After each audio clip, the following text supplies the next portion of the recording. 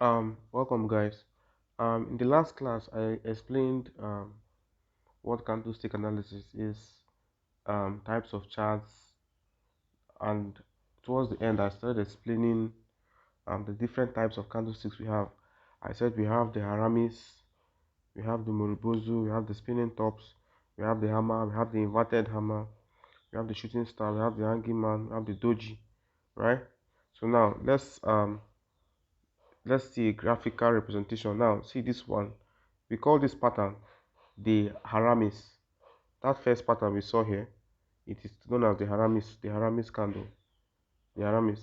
Let me open my MetaTrader app so that as I'm showing you guys here, I'll be showing you practical examples on the chart.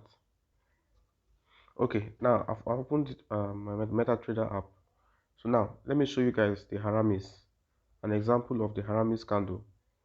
Now see this pattern here is a haramis. See this pattern here is a haramis. Now one feature of a haramis candle is that it has a big body, then it has small wick up and small wick down. When you see a candle like this, it means that it's a haramis candle. So now if you see a white or a green haramis candle, it represents a big bullish, that is a bullish haramis candle, indicating that the buyers are in control. If you see a black or a red haramis candle, it indicates that the bears are in control. So this is how the haramis candle is. I've showed you guys on the chart. Then this is how a doji candle looks like. A doji has little or no body and long wick, just like cross. It doesn't have any body in the sense that, like this haramis, this black place is called the body. You understand? So doji candles doesn't have any body. Let's go back to our chart and let's look for doji candles. Now this is an example of a doji candle.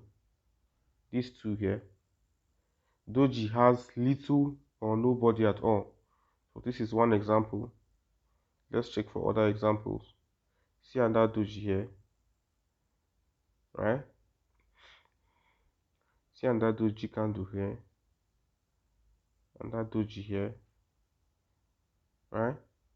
See another doji here, and that doji candle. So this is just how doji is, right?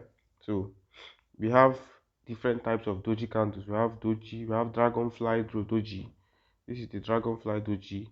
We have gravestone doji, which is like the inverse of dragonfly doji, right?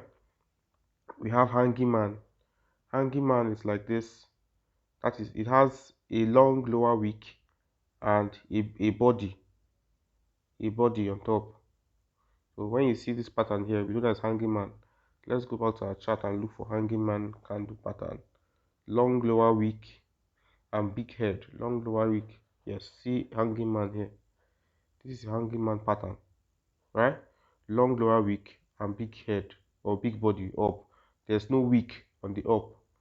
So let's check for another hanging man. This is another hanging man pattern, right?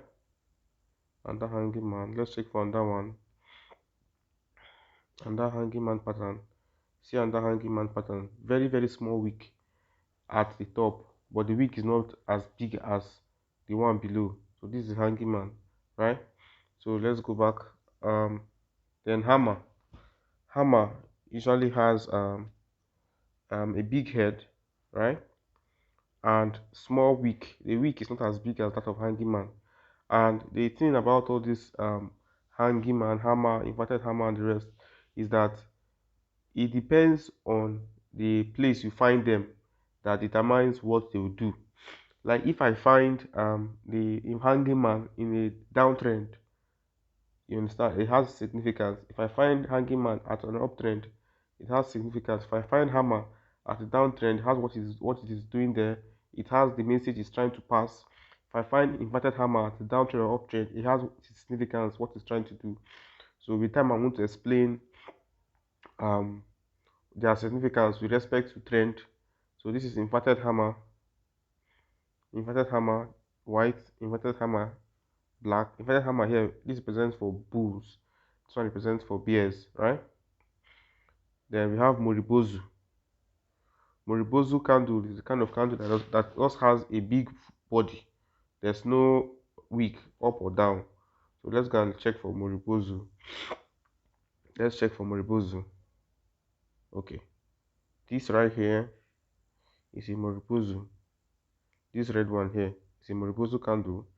Let's check for another Marubozu. Big, fully big candle. Marubozu. No wicks. Marubozu. Let's check for Marubozu. Right? Marubozu. Those candles hardly appear.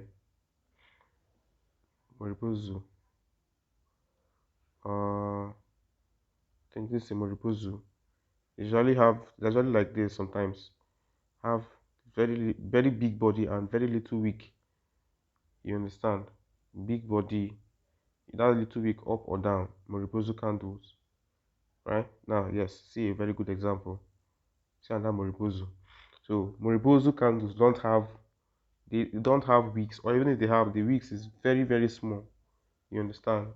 So that is a Marubozu. Marubozu candle is trying to show you that there's hype when you see a full Marubozu, either for the bulls or the bears. It indicates that there is a high pressure of the bulls or the bears in the market. Then we have this one, this shaving button, or sometimes we can call them spinning tops, right? Spinning tops. Then, okay, sorry, spinning tops is different from shaving bottom. So shaving bottom has a small wick and a big head. Spinning tops have small wick up, small wick down, right? So now let's start explaining haramis first. These are the features of haramis candles. I've already explained. It has a body, right? Then a wick up and a wick down. So now for a bullish haramish, we have, remember I talked about the low, the high, the close, the open, and the body. So I've already explained these parts already. I've already explained it, right? I've already explained it. So this is just how the Marubozu is. I've explained, sorry, the haramis candle is. The next one we're going to talk about is the Marubozu. I've already explained the Marubozu. Marubozu doesn't have candles up or down, or even if it's to have a wick, it's going to have small wick up or small wick down, but the wicks cannot be on both sides, right? So this is a bullish Marubozu, this is a bearish Marubozu, right? So that is for Marubozu. So see some other examples of Marubozu. No wicks in this one. This one has small wicks, right? So once you notice this pattern in your chart, just know that it's a Marubozu. Now they said the Marubozu, they signify intense buying or selling pressure, right? The close is the same as the high. The close is the same as the high, while the low is the same as the open because of no wicks. They don't have wicks now. That's why the close is the same thing as the high. You understand? While in bearish Marubozu, the close is the same as the low. Bearish Marubozu. Bearish, that is for bears.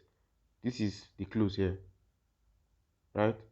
The close is the same as the low since the wicks are not on both sides. You understand? So why the high is the same as the open. So from these diagrams and from what I've explained previously, it's easy to understand this Marubozu. One wick on one side and um, one wick on one side. It's easy to know where the open is. It's easy to know where the close is, right?